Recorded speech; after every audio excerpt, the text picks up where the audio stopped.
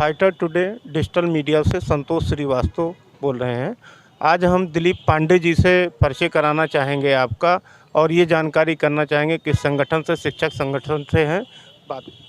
मैं दिलीप पांडे, जिलाध्यक्ष उत्तर प्रदेशीय प्राथमिक शिक्षक संघ शाखा जनपद सुल्तानपुर, और प्रदेश कार्य समिति से भी मुझे अयोध्या मंडल की जिम्मेदारी दी गई है। मांडलिक मंत्री अयोध्या हूँ। हमारा संगठन वास्तव में 1921 से, आज़ादी के पहले से ही शिक्षकों की समस्याओं को लेकर, शिक्षकों के बेहतरी के लेकर कार्य करता आ रहा है। आज़ादी के बाद से इसका ये स्वरूप जो आज आप देखते हैं, करीब 6 लाख शिक्षकों का एकमात्र शासन द्वारा मान्यता प्राप्त संगठन है, जो शिक्षकों की समस्याओं के साथ साथ विद्यालय में पढ़ने वाले बच्चों की जो ज़मीनी समस्याएं हैं उनको एड्रेस करता है और उनको दूर करने का प्रयास करता है। तमाम नवाचार हो रहे हैं, उनसे भी हमारे शिक्षक कदम ताल करते आ रहे हैं।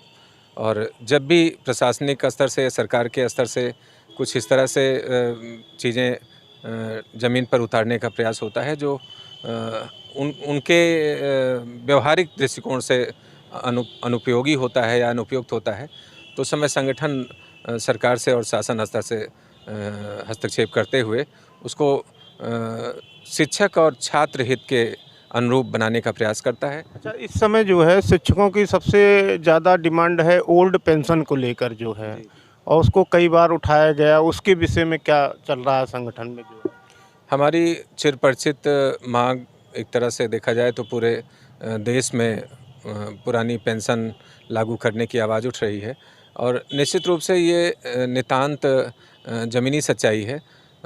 हमारे सीनियर्स बताते हैं कि जब मुग़ल शासन था, या यहाँ तक कि ब्रिटिश शासन देश पे था, जब हम गुलाम थे, उस समय शासन अपने कर्मचारियों को पुरानी पेंशन देता था। और अब जब हमारा अपना शासन है, हमको कहा जाता है कि हमारी चुनी हुई सरकार है, और अब बुढ़ापे में 60-65 साल की सेवा पूरी करने के बाद एकदम से हमारा जो कर्मचारी या शिक्षक रिटायर होता है, वो ज़मीन पे आ जाता है और उसको फिर अपने जीवन के अस्तित्व के लिए संघर्ष करना पड़ता है। तो एक तरह से ये मांग नहीं है ये, बल्कि हमारे जीवन और मृत्यु का मसला है, जिसके लिए हम लोग यहाँ से लेकर पूरे अखिल भारतीय स्तर तक कई बार आंदोलन कर चुके हैं, शासन को सौंप चुके हैं। लेकिन राजनीतिक पार्टियाँ इस मुद्दे पर जब विपक्ष में होती हैं तो खूब हमारे साथ रहती हैं, लेकिन जैसे ही शासन में आती हैं, सत्ता में आती हैं, उनको फिर सरकारी चश्मे से देख करके और इसको अनसुना कर रही हैं। अब वो जहाँ तक हमारे संघर्षों की पंडित थी, अब इसको थोड़ा सा वो कुछ सुधार इसमें करना चाहते हैं, लेकिन अभी भी उनकी मंशा पुरानी पेंशन देने की नहीं है।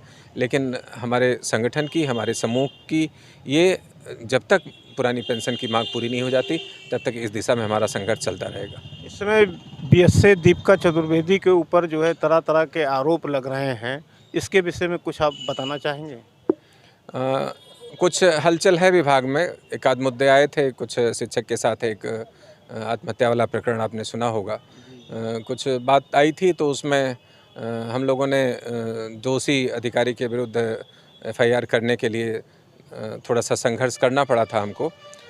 उस मुद्दे के अलावा और कोई इस तरह का मुद्दा हमारे शिक्षकों की तरफ से अभी नहीं उठाया गया है, जिससे हम बीएसए के खिलाफ़ या किसी अधिकारी के खिलाफ़ इस तरह की कोई बात करें।